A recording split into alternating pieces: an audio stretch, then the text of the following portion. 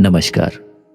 इस वीडियो के टाइटल से आप समझ ही गए होंगे कि आज हम किस महापुरुष के बारे में चर्चा करने वाले हैं। जी बिल्कुल, हम बात करने जा रहे हैं स्वतंत्र भारत के दूसरे प्रधानमंत्री श्री लाल बहादुर शास्त्री जी के बारे में, जिन्हें लोग प्यार से शास्त्री बाबू के नाम से पुकारा करते थे, जिनका व्यक्तित्व इतना महान था कि अगर हम उनके गुणों और आदर्शों को अपना लें तो हमारा देश मजहब, जाति, धर्म और राजनीति से ऊपर उठकर अपनी महानता के परचम पूरे विश्व में स्थापित करेगा।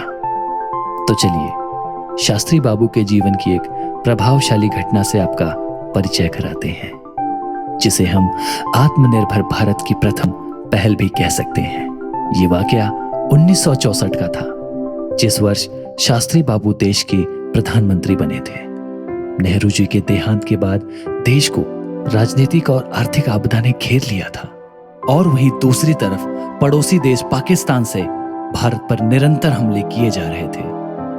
दोस्तों, उस समय देश में गेहूं की पैदावार हमारी आवश्यकता के अनुसार बहुत कम थी, जिस कारण भारत में अमेरिका से पब्लिक लॉ 480 योजना के तहत लाल गेहूं मंगवाया जाता था। वैसे तो इस लॉ के अनुसार अमेरिका जरूरतमंद देशों की मदद किया करता था, लेकिन वहां से आया हुआ गेहूं इतना बेकार होता था कि इंसान तो क्या, जानवर भी उसे ना खाए।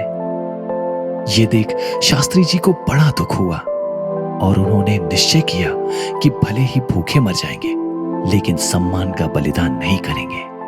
और उन्होंने अमेरिका से मिल रहे उस घटिया अनाज को लेने से मना कर दिया। लेकिन दोस्तों, ये फैसला इतना आसान भी नहीं था। देश की हालत दिन ब दिन बिगड़ती जा रही थी।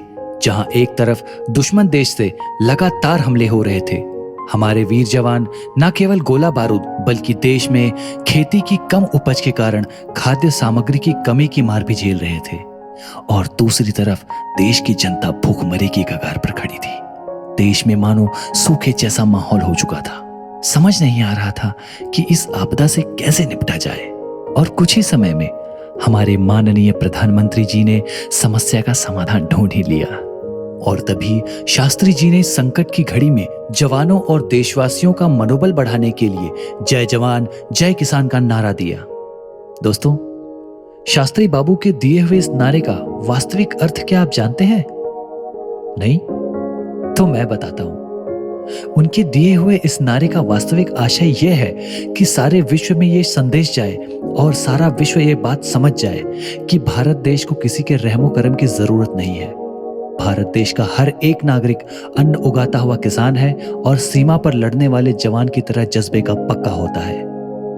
उन्होंने सभी भारतवासियों से ये अनुरोध किया कि सभी लोग अपने अपने घरों में अन्न उगाएं और हफ्ते में किसी एक दिन एक वक्त का ही खाना खाएं। और इसकी शुरुआत उन्होंने सबसे पहले अपने खुद के घर से की। शास्त्री जी के उस फैसले में ऐसी शक्ति थी, या कहिए देशवासियों की देशभक्ति थी, कि घर घर में एक वक्त का उपवास शुरू हो गया और सारा देश शास्त्री जी के साथ एक स्वर में जय जवान जय किसान के नारे लगाने लगा। उस समय से आज तक भारतवर्ष में ऐसे कई घर हैं जहां एक वक्त का उपवास रखा जाता है। शास्त्री जी के पोते श्री विनम्र शास्त्री जी का एक बहुत ही प्यारा विचार आपके साथ बांटना चाहूंगा। उनका ये मानना है कि सभी महापुरुषों की जयंतियों को मनाने का सबसे अच्छा तरीका है कि उनके विचारों को अपने जीवन में शामिल कर लेना और उसी तरीके से जीवन बिताना। दोस्तों, शास्त्री जी के जीवन के इस किस्से से हमें यह सीख मिलती है कि सोच नेक और इरादा पक्का रखने वाले लोग देश बदलने की ताकत रखते हैं। शास्त्री जी ने जिस तरह बिना झुके डटकर मुश्किलों का सामना किया, वो बहुत ही इंस्पिरेशनल और हमें बहुत कुछ सिखाता है। तो दोस्तों, हम मिलेंगे आपको एक नए किस्से के साथ। तब तक के लिए जय जवान जय किसान, जय हिंद।